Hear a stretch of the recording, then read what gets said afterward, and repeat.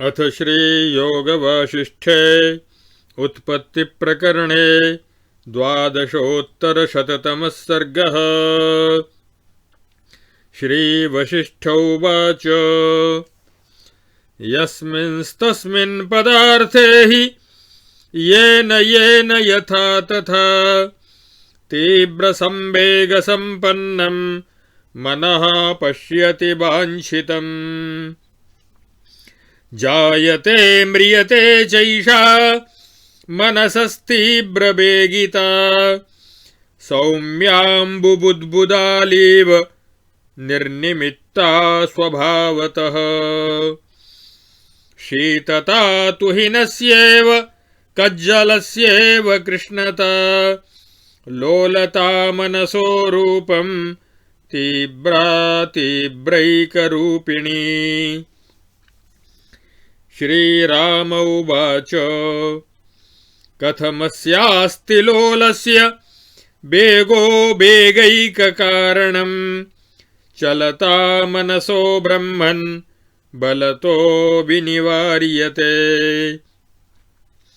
श्रीवसिष्ठ उवाच नेह चञ्चलताहीनं मनः क्वचन दृश्यते चञ्चलत्वं मनोधर्मो बह्नेर्धर्मो यथोष्णता यैषा हि चञ्चला स्पन्दशक्तिश्चित्तत्वसंस्थिता तां विद्धि मानसीं शक्तिं जगदाडम्बरात्मिकाम्। स्पन्दादृते वायोर्यथा सत्तैव नोह्यते तथा न चित्तसत्तास्ति चञ्चलस्पन्दनादृते। यत्तु चञ्चलताहीनं तन्मनोऽमृतमुच्यते तदेव च तपः शास्त्रसिद्धान्तो मोक्ष उच्यते। मनोविलयमात्रेण दुःखशान्तिरवाप्यते मनोमननमात्रेण दुःखं परमवाप्यते। दुःखमुत्पादयत्युच्चैरुत्थिताश्चित्तराक्षसः सुखायानन्तभोगाय तं प्रयत्नेन पातय। तस्य चञ्चलता यैषा त्वविद्या रामसोच्यते वासनापदनाम्नीं तां विचारेण विनाशय। अविद्यया वासनया तयान्तश्चित्तसत्तया विलीनया त्यागवशात् परं श्रेयोऽधिगम्यते। यत्तत्सदसतोर्मध्यं यन्मध्यं चित्वजाड्ययोः तन्मनः प्रोच्यते राम द्वयोर्दोलायिताकृति। जाड्यानुसन्धानहतं जाड्यात्मकतयेद्धया चेतो जडत्वमायाति दृढाभ्यासबसेन हि। विवेकैकानुसन्धानाच्चिदंशात्मतया मनः चिदेकतामुपायाति दृढाभ्यासबसादिह। पौरुषेण प्रयत्नेन यस्मिन्नेव पदे मनः प्राप्यते तत्पदं प्राप्य भवत्यभ्यासतो हि तत्। पुनः पौरुषमाश्रित्य चित्तमाक्रम्य चेतसा विशोकं पदमाश्रित्य निराशङ्कः स्थिरो भव। भवभावनया मग्नं मनसैव न चेन्मनः बलादुत्तार्यते राम तदुपायोऽस्ति नेतरः। मन एव समर्थं वो मनसो दृढनिग्रहे अराजाकः समर्थः स्याद् राज्ञो राघवनिग्रहे तृष्णाग्राहगृहीतानां संसारार्णवरंहसि आवर्तैरुह्यमानानां दूरे स्वं मन एव नौः मनसैव मनश्चित्वा पाशं परमबन्धनम् उन्मोचितो न येनात्मा नासावन्येन मोक्ष्यते या योदेति मनो नाम्नि वासना वासितान्तरा तां तां परिहरेत् प्राज्ञस्ततो विद्याक्षयो भवेत् भोगौघवासनां त्यक्त्वा त्यजत्वं भेदवासनां भावाभावौ ततस्त्यक्त्वा निर्विकल्पः सुखी भव अभावनं भावनायास्त्वेतावान् वासनाक्षयः एष एव मनोनाशस्त्वविद्यानाश उच्यते यद्यत् संवेद्यते किञ्चित् तत्रासंवेदनं परम् असंवित्तिस्तु निर्वाणं दुःखं संवेदनाद् भवेत्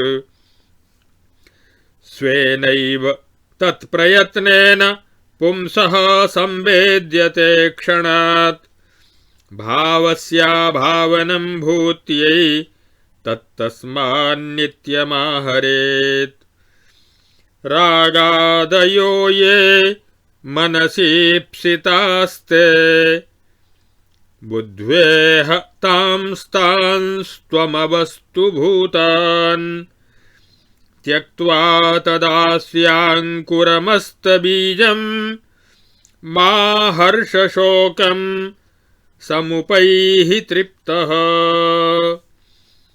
इत्यार्षे श्री वासिष्ठ महारामायणे वाल्मीकीये देवदूतोक्ते मोक्षोपाये उत्पत्ति प्रकरणे मुखरवेणोपदेशांशकथनं नाम 12शोत्तरशततमः सर्गः। अथ 13शततमः सर्गः। श्रीवसिष्ठ उवाच एषा हि वासना नित्यमसत्यैव यदुत्थिता द्विचन्द्रभ्रान्तिवत्तेन त्यक्तुं राघव युज्यते अविद्या विद्यमानेव नष्टप्रज्ञेषु विद्यते नाम्नैवाङ्गीकृताभावात् सम्यक् प्रज्ञेषु सा कुतः मा भवाज्ञो भव प्राज्ञः साम्यग्रामविचारय नास्त्येवेन्दुर्द्वितीयः खे भ्रान्त्या संलक्ष्यते मुधा नात्र तत्त्वादृते किञ्चिद् विद्यते वस्त्ववस्तु च उर्मिमालिनि विस्तीर्णे बारिपूरादृते यथा स्वविकल्पादृते नैतान् भावाभावान् सन्मयान् नित्येसिते तते शुद्धे मा समारोपयात्मनि नासि कर्ता किमेतासु क्रियासु ममता तव एकस्मिन् विद्यमाने हि किं केन क्रियते कथम् मा वा कर्ता भव प्राज्ञ किमकर्तृतये ते साध्यं साध्यमुपादेयं तस्मात् स्वस्थो भवानघ कर्ता संस्त्वमसक्तत्वाद् भावाभावे रघूद्वः असक्तत्वादकर्तापि कर्तृवत् स्पन्दनं कुतः सत्यं स्याच्चेदुपादेयं मिथ्या स्याद्धेयमेव चेत् उपादेयैकसक्तत्वात् युक्ता सक्तिर्हि कर्मणि यत्रेन्द्रजालमखिलं मायामयमवस्तुकम् तत्र कास्था कथं नाम हेयोपादेयदृष्टयः संसारबीजकणिका यैषा विद्या रघूद्वः एषा ह्य विद्यमानैव सतीव स्फारतां गता येयमा भोगिनी सारा संसारारम्भचक्रिका विज्ञेया वासनैषा सा चेतसो मोहदायिनी चारुवंशलतेवान्तः शून्या निस्सारकोटरा सरित्तरङ्गमालेव नाभ्युच्छिन्नापि नश्वरी गृह्यमाणापि हस्तेन ग्रहीतुं नैव युज्यते मृद्वप्यत्यन्ततीक्ष्णाग्रा निर्झरोर्मिरिवोत्थिता दृश्यते प्रकराभासा सदर्थेनोपयुज्यते तरङ्गिण्यतरङ्गाभा स्वाकारपरिनिष्ठिता क्वचिद्वक्राः क्वचित् स्पष्टा दीर्घाः खर्बाः स्थिराश्चलाः यत्प्रसादोद्भवास्तस्माद्व्यतिरेकमुपागताः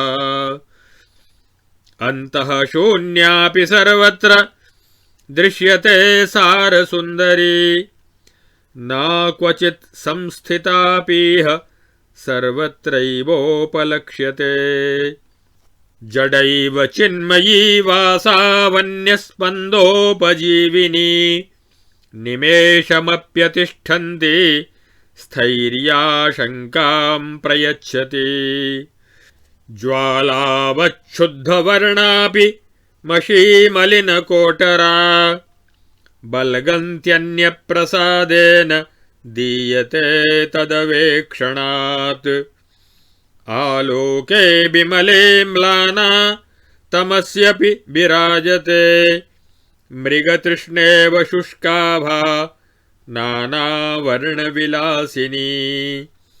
वक्रा विषमयी तन्वी मृद्वी संकटकर्कशा ललना चञ्चला लुब्धा तृष्णा कृष्णेव भोगिनी स्वयं दीपशिखेवाशु क्षीयते स्नेहसंक्षये सिन्दूरधूलिलेखेव विना रागं विराजते क्षणप्रकाशतरला कृतसंस्था जडाशया मुग्धानां त्रासजननी वक्रा विद्युदिवोदिता यत्नाद्गृहीत्वा दहति भूत्वा भूत्वा प्रलीयते लभ्यतेऽपि हि नान्विष्टा विद्युद् वदति भङ्गुरा अप्रार्थितैवोपनता रमणीयाप्यनर्थदा अकालपुष्पमालेव श्रेयसेनाभिनन्दिता अत्यन्तविस्मृतैवाति सुखाय भ्रमदायिनी दुःस्वप्नकलने वेय मनर्थायैव तर्किता प्रतिभासवशादेशा त्रिजगन्ति महान्ति च मुहूर्तमात्रेणोत्पाद्य धत्ते ग्रासीकरोति च मुहूर्तो वत्सरश्रेणी लवणस्यानया कृता रात्रिर्द्वादश वर्षाणि हरिश्चन्द्रस्य निर्मिता वियोगिनामथान्येषां कान्ताभिभवशालिनां रात्रिर्वत्सरवद्दीर्घा भवेत्तस्याः प्रसादतः सुखितस्याल्पतामेति दुःखितस्यैति दीर्घताम् कालो यस्याः प्रसादेन विपर्यासैकशीलिनाम् अस्याः स्वसत्तामात्रेण कर्तृतैतासु वृत्तिषु दीपस्यालोककार्याणां यथा तद्वन्न वस्तुतः स नितम्बस्तनी चित्रे न स्त्रीधर्मिणी यथा तथैवाकारचिन्तेयं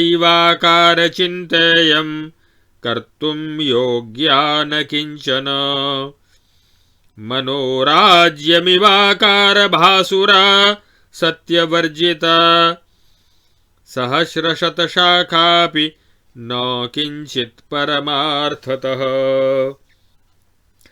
अरण्ये मृगतृष्णेव मिथ्यैवाडम्बरान्विता विडम्बयति तान् मुग्ध मृगानेव न मानुषान् फेनमालेव सञ्जातध्वस्ता विच्छेदवर्जिता जडेव चञ्चलाकारा गृह्यमाणा न किञ्चन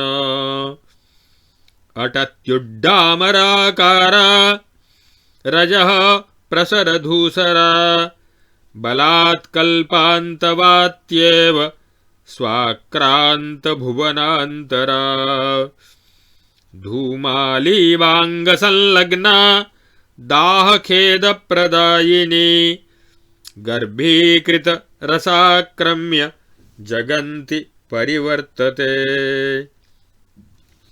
धारा जलधरस्येव सुदीर्घा जलनिर्मिता असारसंसारदृढा रज्जुस्तृणगणैरिव तरङ्गोत्पलमालेव कल्पनामात्रवर्णिता मृडालीव बहुच्छिद्रा पङ्कप्रौढा जलात्मिका जनेन दृश्यते वृद्धि तत्परा न च वर्धते विषास्वाद इवापातमधुरान्ते सुदारुणा नष्टा दीपशिखे वैषा न जाने क्वेव गच्छति मिहिकेवाग्र दृष्टापि गृह्यमाणा न किञ्चन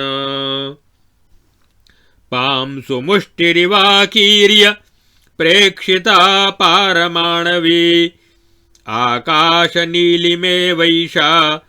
निर्निमित्तैव दृश्यते द्विचन्द्रमोहवज्जाता स्वप्नवद् विहितभ्रमा यथा नौयायिनः स्थाणुस्पन्दस्तद्वदिहोत्थिता अनयोपहते चित्ते दीर्घकालमिवाकुलैः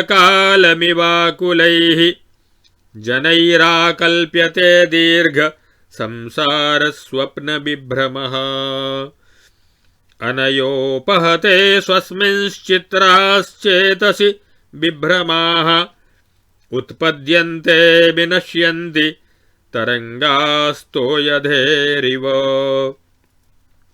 मनोज्ञमपि सत्यं च दृश्यते सदसत्तया अमनोज्ञमसत्यं च दृश्यते सत्तयाप्यसत् पदार्थरथमारूढा भावनैषा बलान्विता आक्रामति मनः क्षिप्रं विहगं बागुरा यथा करुणास्यन्दमानाक्षी श्रवन् क्षीरलवस्तनी भवत्युल्लसितानन्दं जननी गृहिणी यथा विशीकरोति निष्यन्द सन्तर्पितजगत्त्रयं सुधार्द्रार्द्रमपि क्षिप्रं प्रवृद्धं बिम्बमैन्दवम् उन्मत्तरबेताल नर्तनारम्भ सम्भ्रमम् स्थाणवः सम्प्रयच्छन्ति मूका अप्येतयान्धया सन्ध्यादिषु च कालेषु लोष्टपाषाणभित्तयः अस्याः प्रसादाद्दृश्यन्ते सर्पा जगरदृष्टिभिः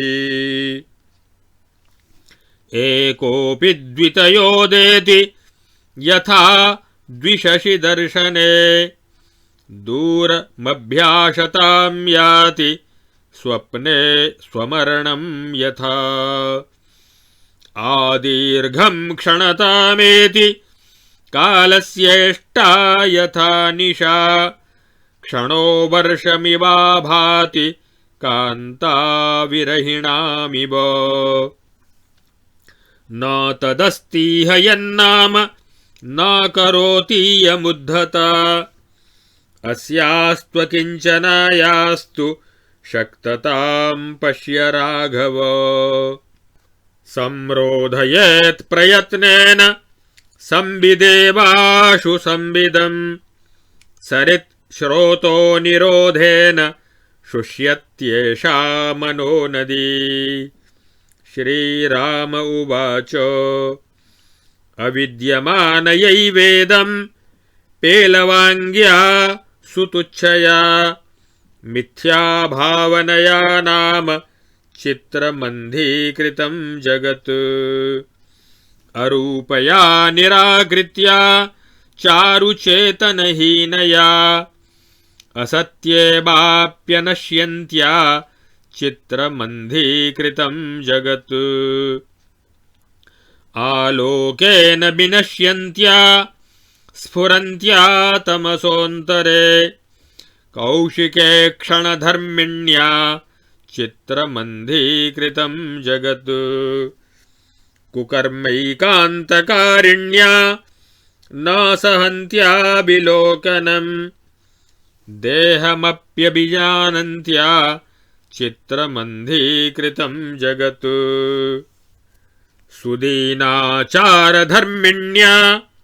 नित्यं प्राकृतकान्तया अनारतांस्तङ्गतया चित्रमन्धीकृतं जगत् अनन्तदुःखाकुलया सदैव मृतयानया सम्बोधहीनया यत्र चित्रमन्धीकृतं जगत् कामकोपघनाङ्गिन्या तमः प्रसरवक्रया अचिरेणा शरीरिण्या चित्रमन्धीकृतं जगत् स्वात्मान्धरूपास्पदया जडया जाड्यजीर्णया दुःखदीर्घप्रलापिन्या चित्रमन्धीकृतं जगत्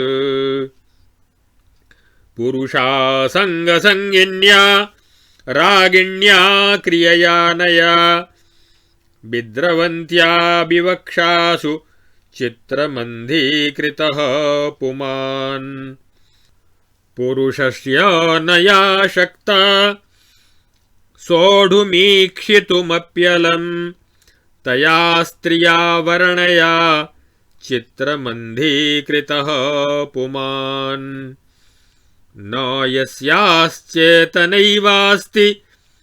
याप्यनष्टैव नश्यति तया स्त्रिया परुषया चित्रमन्धीकृतः पुमान् अनन्तदुष्प्रसरविलासकारिणी क्षयोदयोन्मुख सुखदुःखभागिनी इयं प्रभो विगलति केन वासमा मनोगुहानिलय निबद्धवासना। इत्यार्षे श्रीवासिष्ठमहारामायणे वाल्मीकीये उत्पत्तिप्रकरणे अविद्यावर्णनं नाम त्रयोदशोत्तरशततमः सर्गः। अब योग वासिष्ठ के उत्पत्ति प्रकरण के 112 और 113वें सर्ग में मनोनाश के उपायभूत वासना त्याग का उपदेश किया गया है। अविद्या वासना के दोष तथा इसके विनाश के उपाय की जिज्ञासा है और उस जिज्ञासा का उत्तर दिया गया है।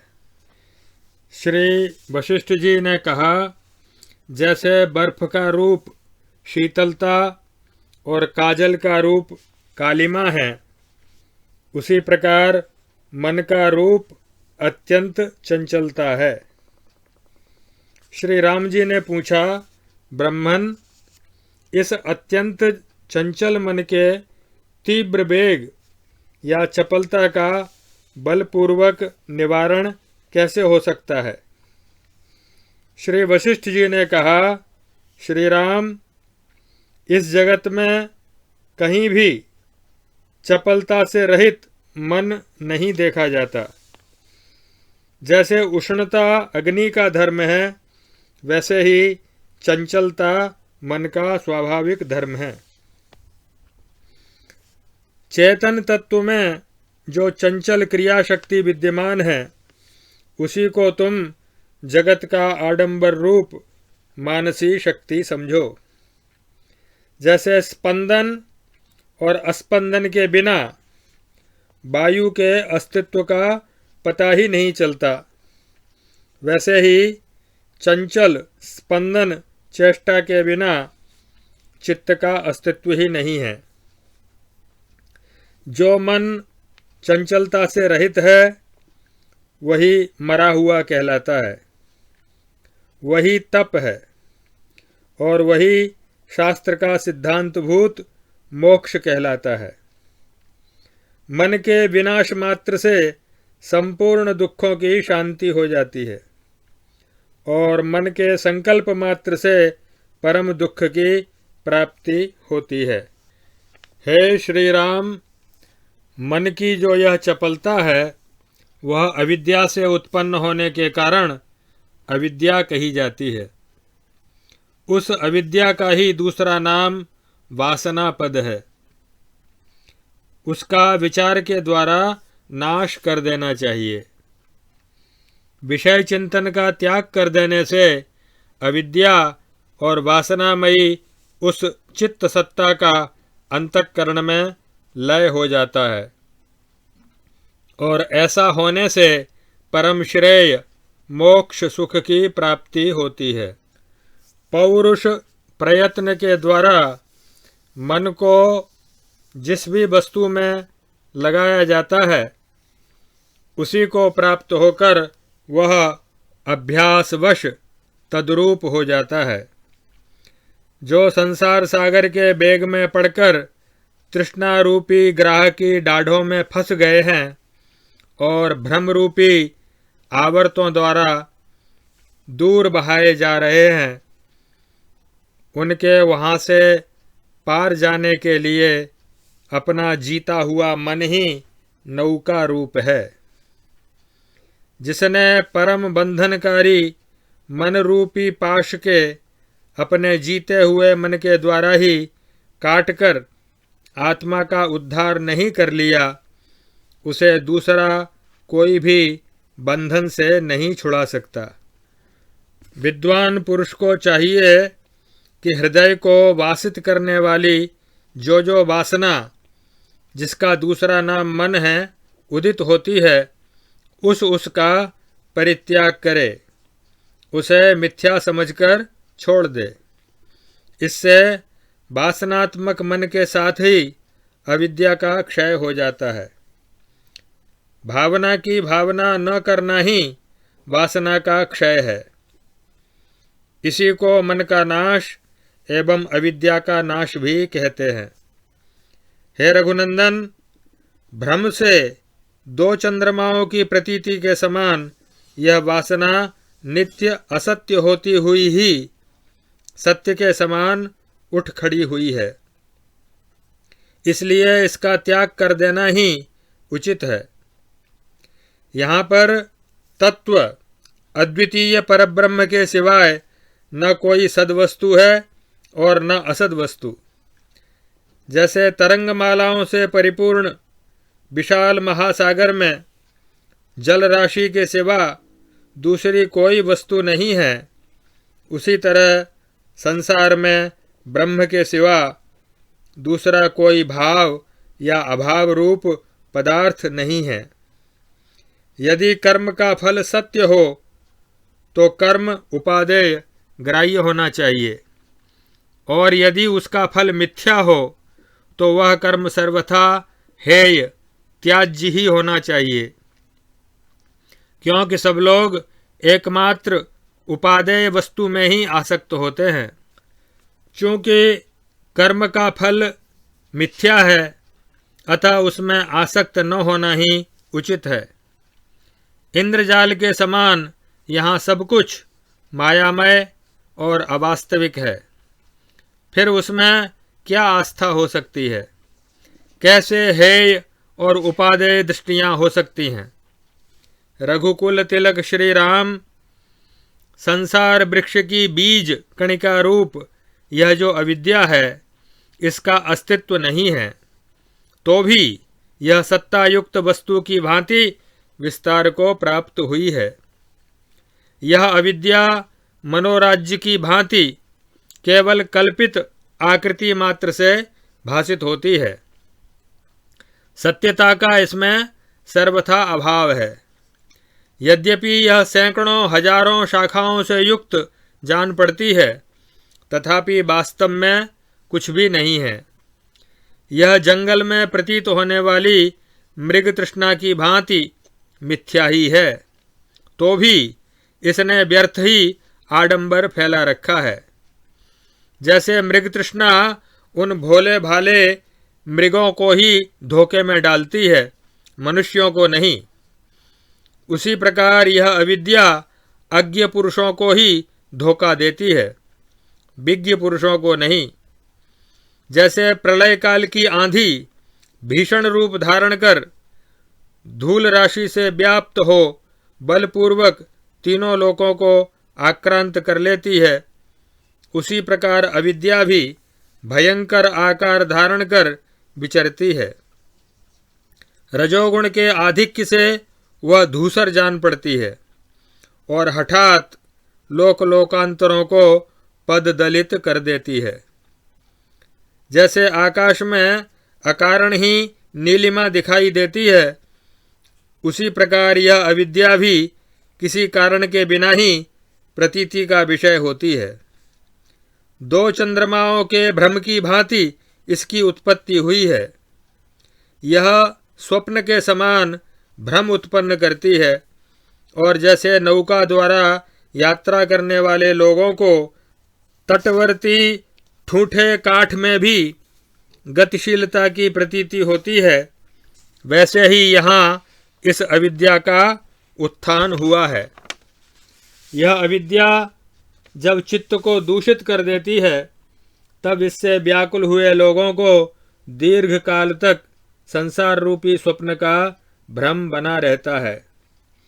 विषय रूपी रथ पर आरूढ़ हुई यह उद्धूत वासना रूपिणी प्रबल अविद्या मन को उसी तरह शीघ्र आक्रांत कर लेती है, जैसे जाल पक्षी को फंसा लेता है।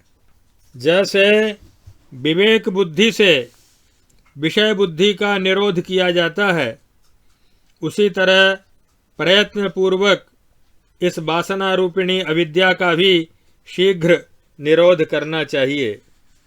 जैसे स्रोतों को रोक देने से नदी सूख जाती है, उसी प्रकार अविद्या के निरोध से यह मनोमयी नदी भी सूख कर नष्ट हो जाती है। श्री राम जी बोले, ब्रह्मन, यह अविद्या अविद्यमान असत है, अत्यंत तुच्छ है और मिथ्या भावना रूप है, तो भी इसने कोमलांगी युवती की भांति सारे संसार को अंधा बना रखा है। यह बड़े आश्चर्य की बात है। इसका कोई न रूप है न आकार है। यह सुंदर चेतन से भी रहित है और असत होकर भी नष्ट नहीं हो रही है। इसने सारे जगत को अंधा बना रखा है। यह कैसा आश्चर्य है। यह सदा अनंत दुखों से व्याप्त मृतक के तुल्य और संज्ञाहीन है, तो भी इसने जगत को अंधा बना रखा है। यह विचित्र बात है। काम और क्रोध ही इसके सुदृढ़ अंग हैं। तमोगुण की अधिकता से यह वक्र जान पड़ती है और ज्ञान का उदय होने पर यह शीघ्र ही शरीर रहित नष्ट हो जाती है। तो भी इसने जगत को अंधा बना रखा है। यह कैसी अद्भुत बात है। अपने आत्मस्वरूप परमात्मा के विषय में जो अंधे हैं, मूढ़ हैं, वे ही इस अविद्या के आश्रय हैं। यह जड़ है, जड़ता से जीर्ण शीर्ण है और दुख से अत्यंत प्रलाप करने वाली है। तो भी इसने जगत को अंधा बना रखा है। यह कितने आश्चर्य की बात है। हे प्रभो, अनंत दुश्चेष्टा रूप विलास करने वाली, जन्म मरण आदि सुख दुख का भागी बनाने वाली तथा मन रूपी गुहागृह में बद्ध वासना वाली यह अविद्या, जिसकी कहीं कोई समता नहीं है, किस उपाय से नष्ट होती है, इसका विवरण अब अगले सर्गों में करेंगे।